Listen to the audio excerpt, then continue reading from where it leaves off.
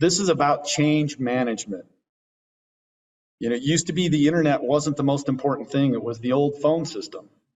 And we treated that as a regulated system. And then the internet came along, and the internet was just something that the phone company could offer as another business. And it was never regulated. Even today, the internet is not regulated. And I'm clearly not advocating that we regulate the internet.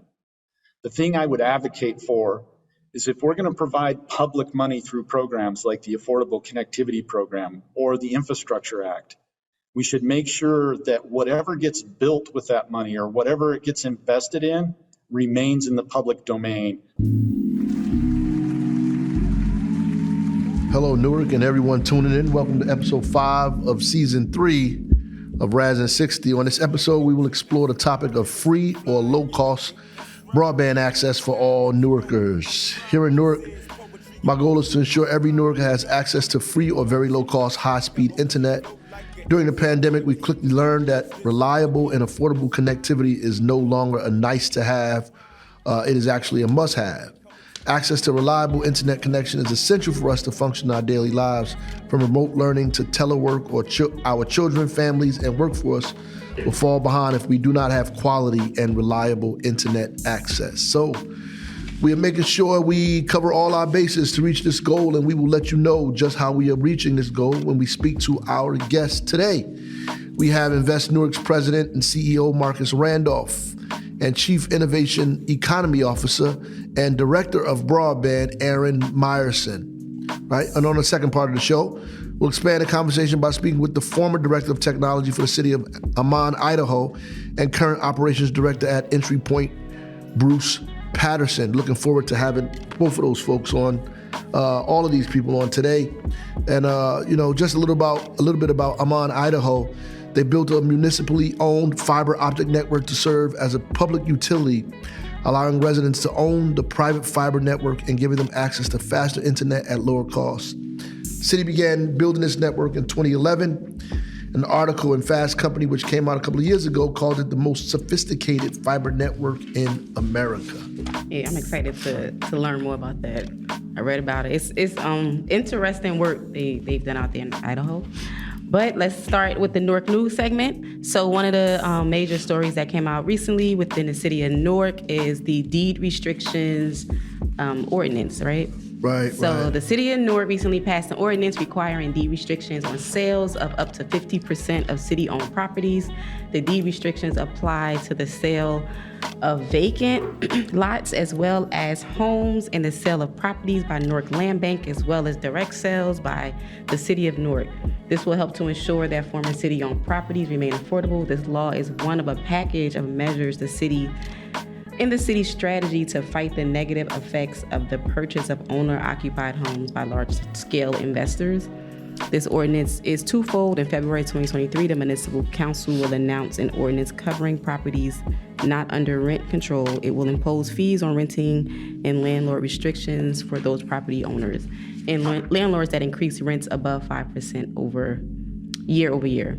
In the coming months, the city will announce the details of the Investing in Newark Communities initiative. The initiative will include an acquisition fund by homes on the private market and sell to Newarkers, a fund to build and renovate homes with Newark minority-owned business enterprise contractors and sell them at affordable prices to Newarkers who will also receive low-interest mortgages and financial and homeownership counseling to home buyers. So, Mayor, why is this ordinance important? Just really quick from your perspective, I know this was something that you find that you think will be valuable to our residents here in Newark.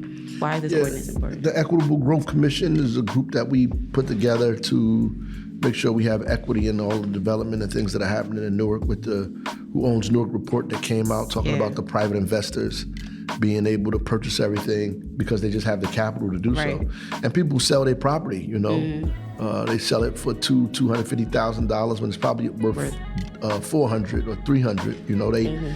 They're getting shortchanged, but this gives us an opportunity to, as all the development and housing go up, to make sure that we are selling property to nonprofits that do affordable housing, to make sure that at least half or more than half of the properties that's being built in the city remains affordable or in hands of folks that can afford it to go in it, and people who when they come in and buy property, like the Who Own Newark report, they buy the house and they rent it out and they raise the rent 100 and 150%, you know, and so we want to make that cost prohibitive for them by giving them a fee, forcing them to only raise the rent 5%, which is the same restrictions that are under rent control property. So we think that this is helpful, and at the same time trying to get NWBEs to build and local folks to buy property and homes in the city. I think it's a great ordinance, you know, necessary. Thank you for explaining that for folks who might need it to have a little bit more background. Yeah. All right, so that's the main story I wanted to just talk about today as far as Newark News is concerned. So I guess we can move into the first couple of guests to come on. Yeah. We have Marcus Randolph, President, CEO of Vest Newark, and Aaron Meyerson, our Chief Innovation Economy Officer and Broadband Director, Invest Newark. You know, and Aaron, just a little bit about him, was the former Deputy Chief of Technology for New York City. He helped implement New York City's Internet Master Plan. So we're glad to have him over here in Newark, sharing some of his expertise with us. Right.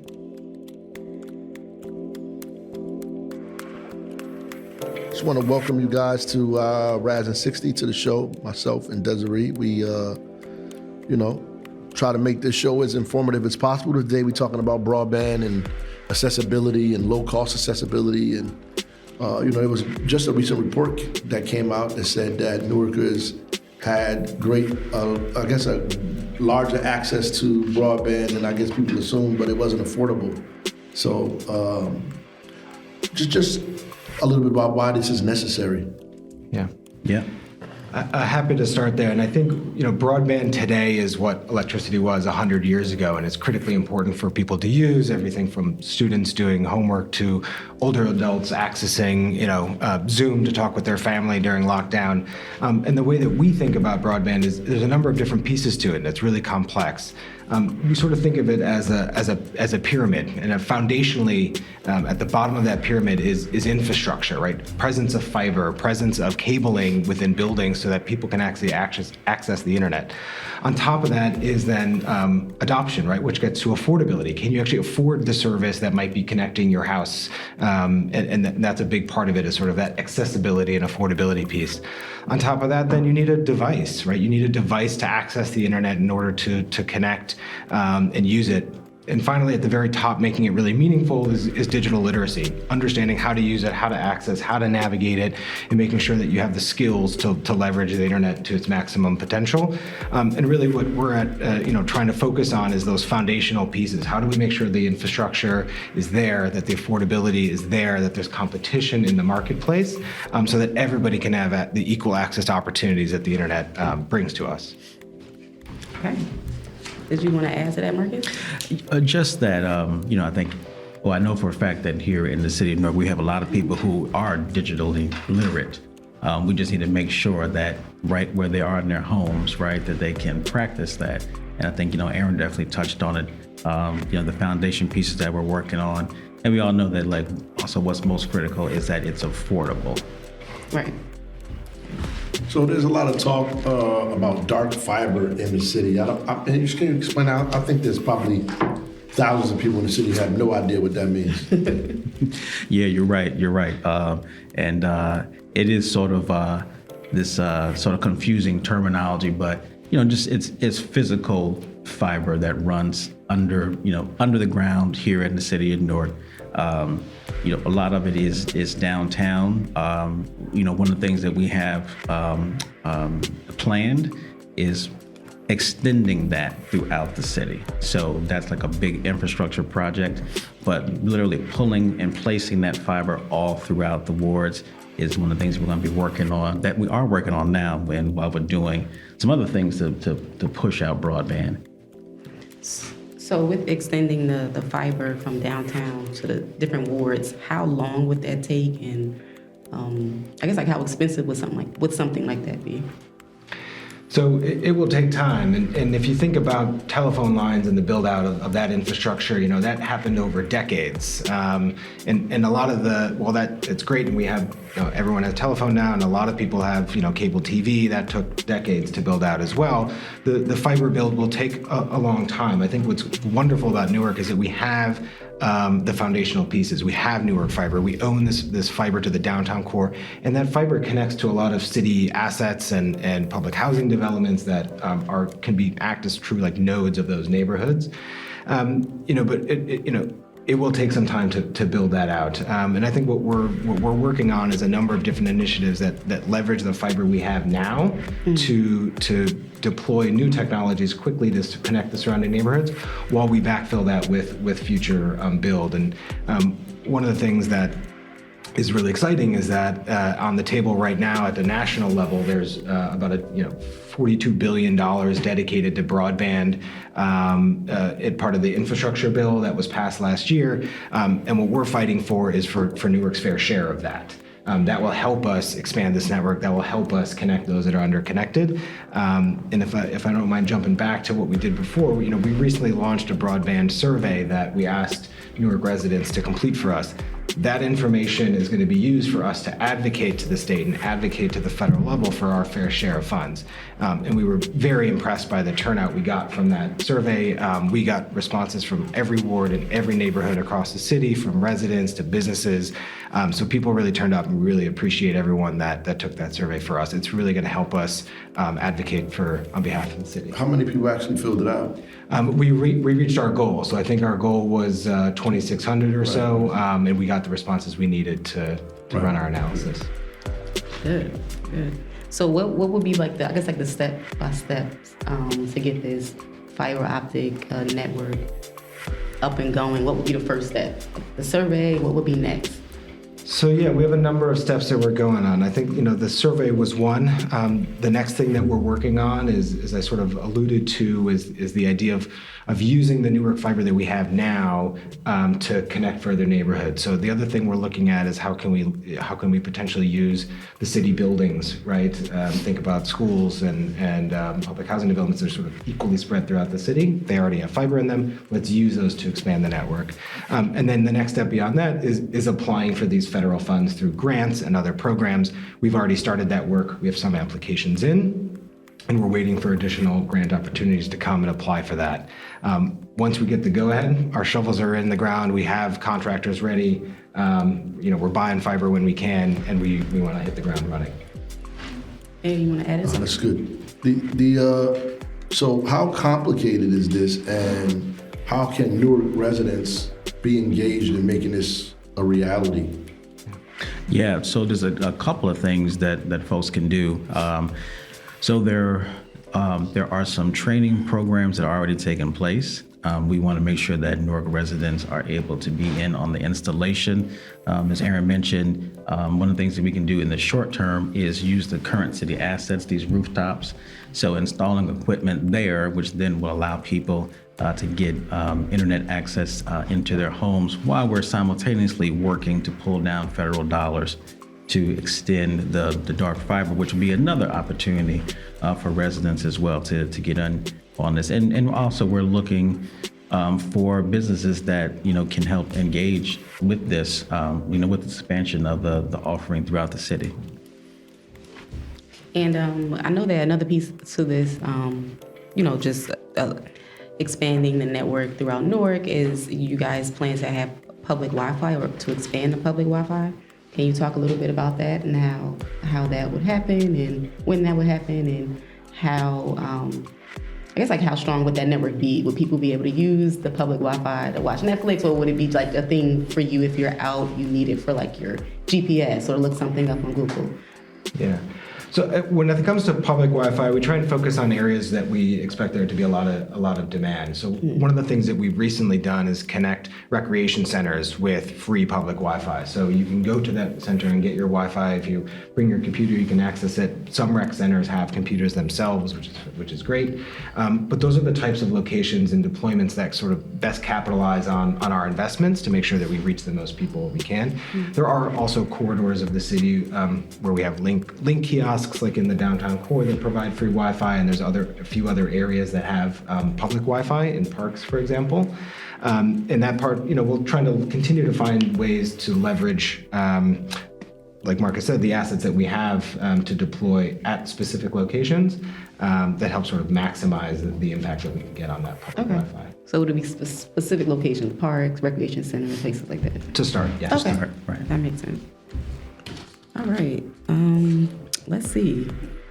You have anything you want to say? Just one last thing. We have the guest coming on, Bruce Patterson, and the stuff that they did in Idaho. Do you guys know anything about the work that he's doing over there, that they're doing, and how it compares to what we're trying to do here? I mean, they have this Inaman, he's the technology director there. They are actually allowed the residents to own the Fiber network. Mhm.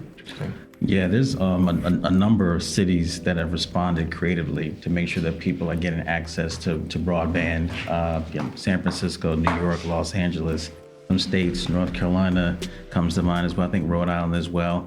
So, and people are getting creative about how they're doing that. So in some cases, right, people are able to own it. Not-for-profit groups are coming together to own and offer it in designated areas.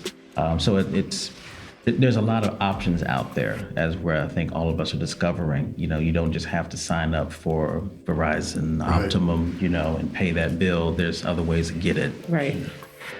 Just to add to that too, I mean, the concept usually in those models is an open access network, right? Where it's sort of this shared infrastructure, and that's something that we're trying to leverage here in Newark as well. You can kind of equate it to sort of our freeway or highway system, right? Where if FedEx as a delivery company built all their own roads, and then UPS built all their own roads to do their delivery, and then Amazon built all their own roads, it would be a mess. It would be easier if you had one network of roads that everybody can use and tap into and leverage. Right. And that's similar to our network, right? Verizon has their own; they don't let anybody else touch it. Optimum has their own; they don't let anybody else touch it. At Newark Fiber, we're trying to build one that we allow other vendors on, that we can sort of create this universal open access network that we're trying to build. And that's really the idea and the concept that we're trying to do here in Newark. And with that municipal network, would Verizon and AT&T use it, or would they still continue to operate with their own individual network? I think it's yet to be seen, but I think generally the concept is that we would make it available. And as long as you sort of adhere to our terms and our commitment to affordability and other aspects of customer service, we would welcome vendors to play a part. Can you talk about the affordable connectivity program before? Yeah, sure. So that's something that has been kicked off in many other cities and states across the country. We're doing it here. We have launched an awareness campaign. We think in the coming months, as the weather breaks a little bit, but we're going to actually be out and about with tablets, signing people up. People can go to City Hall. I think maybe starting today, you can go to the libraries, and we've trained people there to walk people through the process. But essentially, it's a $30 subsidy that can help people afford to have internet access at home. They can pick whatever program that they like. There's qualifications, and that'll all be sort of part of the drop down. But that person would get a code, and you take that code or you call to Verizon, Optimum, whoever your current provider is, and you can apply it to your bill. And I think that we don't know how long that subsidy would be available from the federal government. But with enough people signing up, I think it's going to be hard to pull that away. So we really encourage people, do that now. Okay. So, and they can just go on the website, right? Is there a website for it? Yes. You want to? It's affordableconnectivity.gov, G-O-V, affordableconnectivity.gov.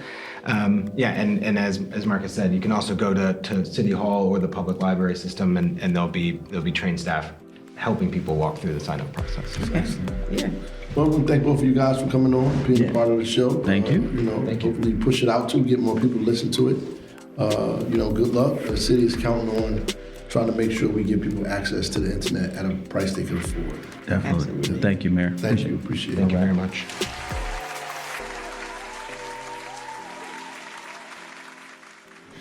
Hi, Bruce. How you doing? I'm well. Good, Thanks. good to hear. So thank you for joining us. And as you know, I read about some of the work you've done in Ammon, Idaho, and was impressed. And before we begin talking about your current position as operations director at Entry Point, I wanted to discuss how you were able to basically create this national model for Ammon to become like a national model around building their own fiber optic network. And I wanted you to just first take us through the process and to the beginning on how you became the IT director of the city of Ammon and what led you to, basically develop your own municipal fiber optics network. Okay, well, that's a broad scope there, but we'll see what we can do to try and inform you so that you can understand what it was like back in 2004, 2006, when I started with the city of Ammon in 2004. I really had a construction background and was actually hired primarily to help with the building department in terms of approving building plans and overseeing some building inspections and so forth. So I had a long number of years in construction.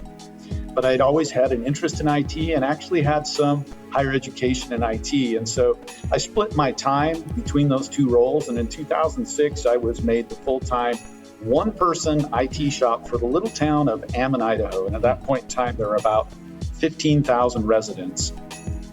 City Council at the time had an interest in trying to improve broadband connectivity for the residents and businesses within Ammon.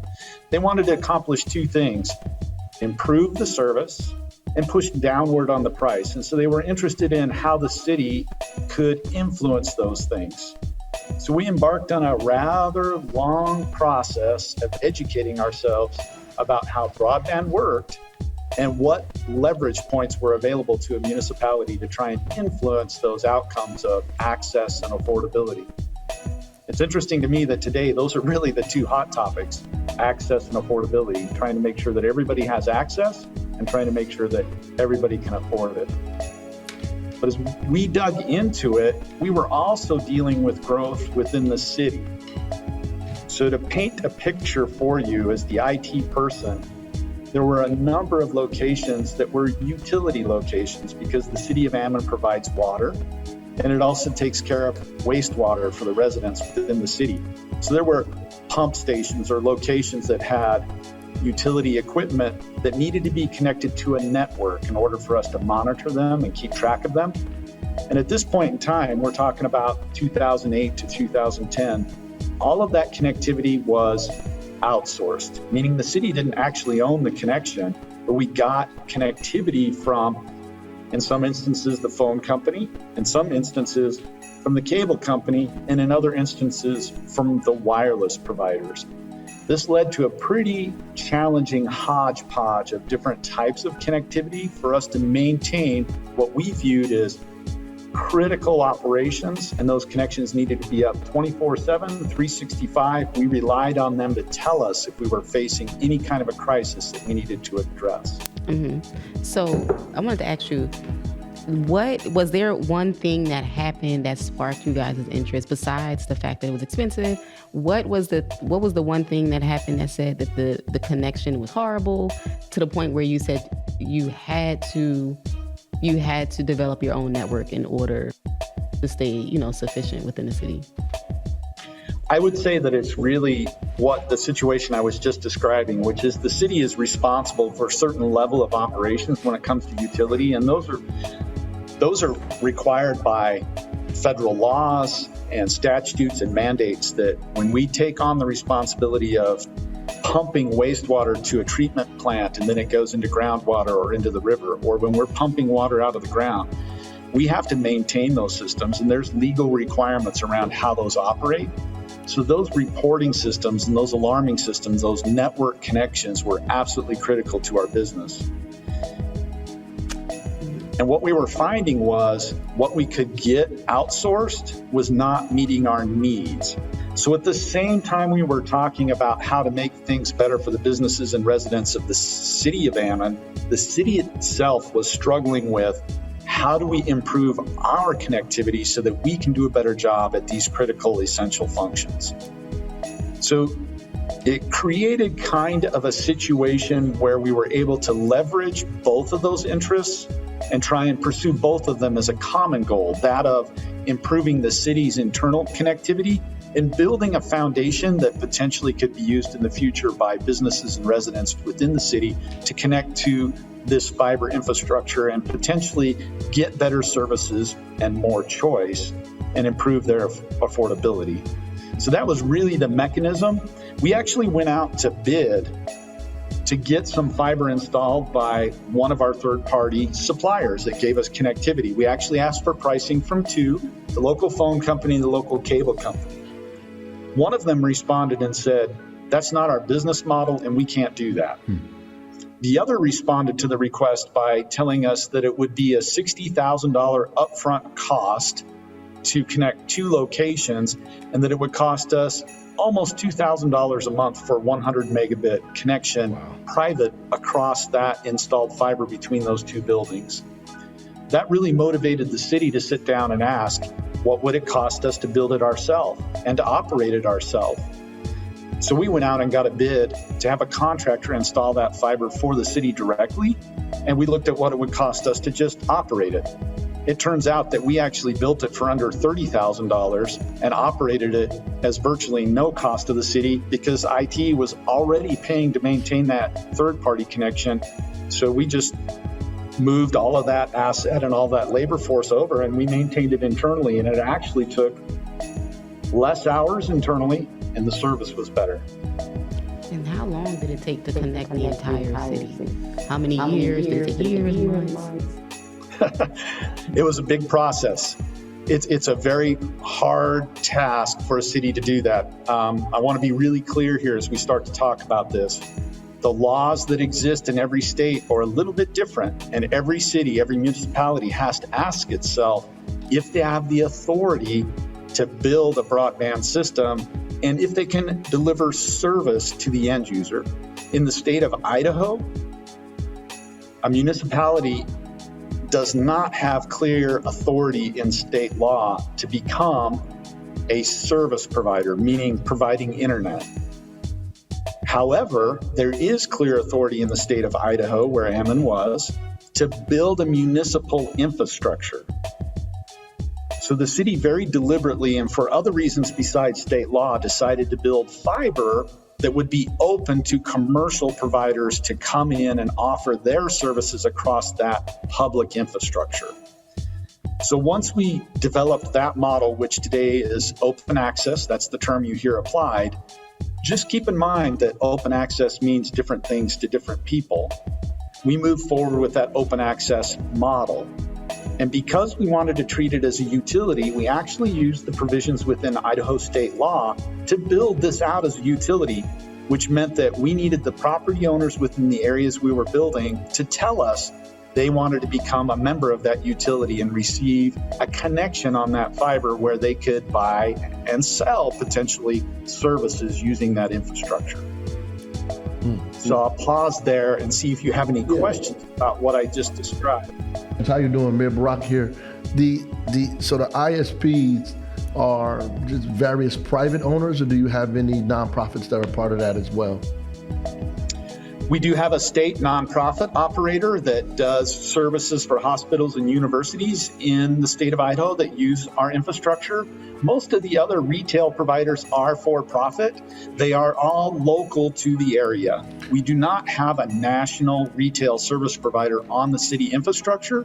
It's all local businesses competing with the large national operators that maintain their own line. Absolutely. So they're local small businesses that are providing. Oh, wow. And so the residents, who do they pay, and how do they pay the private? The municipality gets no revenue from this at all? So that's an excellent question, because you do have to unbundle the services to really get the effect you want. This is critical because the way the city treats the infrastructure is as a utility. So when you build a utility, you're talking about 20-year municipal bonds, low interest rates, and you operate it to recover your costs over long time frames. Private industry typically makes an investment and wants a return on their money in no more than 5 to 8 years. So we need to separate those and allow those private companies to make their profit. But what we do by making that infrastructure investment is they actually have no real upfront investment, not a measurable one, to instantly start to deliver services. So to help you, I think that helps to explain. Residents pay a new line item on their utility bill for fiber, $16.50 a month to the city to get that fiber there and get it maintained. And then they pay internet service providers for the service, and they pay them directly monthly. And those bills they range, so the services offered in retail internet in Ammon today range between $5 to about $30 a month, depending on who your provider is, what services you want, what bandwidth and speeds. Wow. Good. Interesting. So, all right. So I want to, you have any more questions about this specific? No, those are the two questions that I needed to know. Okay. All right, They were good questions too. They were good questions. All right, I did want to ask you, with the larger service providers, would you have described what, like Verizon, AT&T, what they do? Would you describe it as a monopoly over the fiber optic network broadband network that currently exists? Or would you have described it as that years ago before you guys built your own network? Again, the devil is always in the details, right? So I would say that the monopoly is the infrastructure, but from the subscribers or the residents of Ammon, the services aren't necessarily seen as monopolistic. And the reason why is because they perceive that they have some form of choice. They look at it and they say, well, I can get internet from the cable company, or I can get internet from the phone company using DSL, or if I really want to, I can go to the large wireless carriers like Verizon or AT&T, and I can get service from them. It's challenging because one of the things COVID really pointed out is not all of those things are equal. And not all of them are going to work for us to take the next step, which is really the type of connectivity we need to do things like telehealth and transactive energy and next generation public safety. That connectivity just isn't sufficient. And yet we've divided all of the subscribers into these different infrastructures, and it's actually driven prices up. Because we now have to support wireless infrastructure, we have to support a cable infrastructure, and we have to support a phone infrastructure that are really delivering a service that to the end user appears to be all the same. And so we're supporting a lot of infrastructure because we lack a strategy, either as communities or even nationally, that says, here's the way we get efficient. Here's the way we invest in a better future where prices are affordable and access is available everywhere. Our guys locally just said that, there is many different road infrastructures. I mean, the state has one road infrastructure. What we actually have is a bunch of private people who built their own roads that we all, one that we all can use is the most efficient one here. The last piece I had was what you said is in Idaho is true in New Jersey. You can't own fiber. The city can't own the fiber, but we have our own infrastructure. But ISP, we can't be an ISP, like you said. So, nonprofits can do that as here in the city. And they're counting on us not being able to get enough nonprofits to do that. We obviously have a city of 311,000 people, so it's a little different than. A little bit more, complex. A lot more complex, a lot more density, a lot to roll. And if I can, I'll comment a little bit on that. One of the things that's been just amazing to me, just frankly astounding, is I left a small town in Idaho and expected I'd work for similar types of communities of similar size and scale. And quite frankly, I'm very busy in the large, dense metro areas. And I find it staggering to see the effect that COVID has had, where you have families where both parents work, if there are both parents in the home even, and they lacked connectivity, and those children have not really had steady, regular education for over 2 years, and how far back that has put them. And they're already disadvantaged. And so I find that very interesting, because what it did for me was it highlighted we're dealing with two separate issues in this country. One is the rural problem that we haven't invested in and haven't put the infrastructure out there. But the second problem is those denser, more metro areas where they're disadvantaged and they really don't have access to affordable connectivity, and the programs that will make it affordable for them are too complicated for them and they're at risk. So I think that we live in a time of change, a time where we're saying broadband is essential, but we are not legitimately treating it as essential. Can you just talk a little bit more about the work you're currently doing at Entry Point? Can you just discuss what Entry Point is and how you transitioned from working as the IT director in Idaho to now being the operations, is it the operations director, right, at Entry Point? Can you just discuss what Entry Point is and what you're doing in these larger, more denser communities around the country? Sure, happy to do that. So I was at Ammon until June of 2021, so about not 2 years ago yet, but a little over a year and a half. And around that time, as everyone knows, it was clear that there would be an infrastructure bill, and it was clear that part of that infrastructure bill would set forth funding to improve digital infrastructure, broadband connectivity, and that money, for one of the very first times, at least at the federal level, would be made available to public entities like cities and counties. And it was also clear that at the point in time back when it was first being discussed, that there would be some emphasis on making this infrastructure open. So it's public money, and in a lot of ways, we've subsidized and helped a lot of private corporations. In fact, the internet was built on government money, but we have not maintained public control over that. It's really kind of almost been converted into a corporate subsidy for a lot of the large national internet providers. And we need to figure out a way to make sure that when public money gets spent on this infrastructure, it remains in the public domain. So as I looked at that, I was dealing with a lot of phone calls from various cities and counties across the U.S. We actually had them come from the East Coast and tour Ammon and look at what we'd done. We'd had them come from the West Coast, from central of the country. And I felt like there was an opportunity to help some of these other cities and counties and take advantage of demonstrating what some of this change could look like. What does it look like to build an open public infrastructure and invite private competition for services?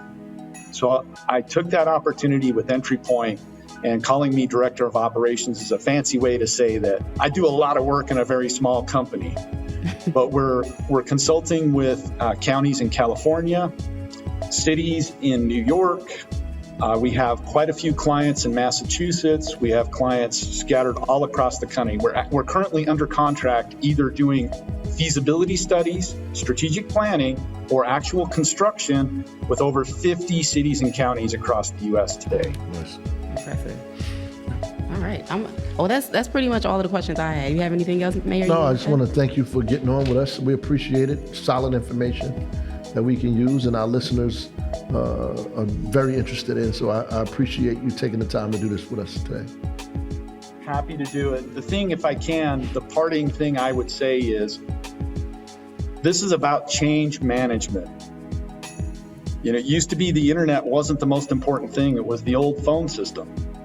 And we treated that as a regulated system. And then the internet came along, and the internet was just something that the phone company could offer as another business. And it was never regulated. Even today, the internet is not regulated. And I'm clearly not advocating that we regulate the internet. The thing I would advocate for is, if we're going to provide public money through programs like the Affordable Connectivity Program or the Infrastructure Act, we should make sure that whatever gets built with that money or whatever it gets invested in remains in the public domain, rather than just turning or being converted into kind of a private corporate subsidy that they can continue to earn profits into the future with no control. Makes a lot of sense. Yeah, I agree with that. Definitely. Thank you. Thank you so much, Bruce. Thank you. Appreciate it. You guys have a good afternoon. You too. Okay, Bye-bye. bye.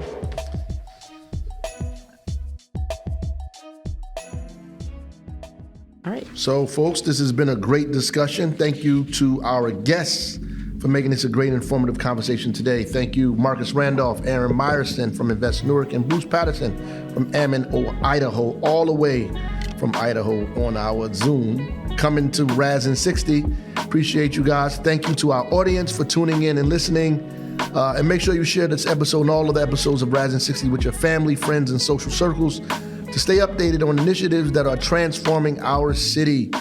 And remember, the people who are crazy enough to think that they can change the world are the ones who do. Steve Jobs. God bless. Godspeed. Thanks, Mayor.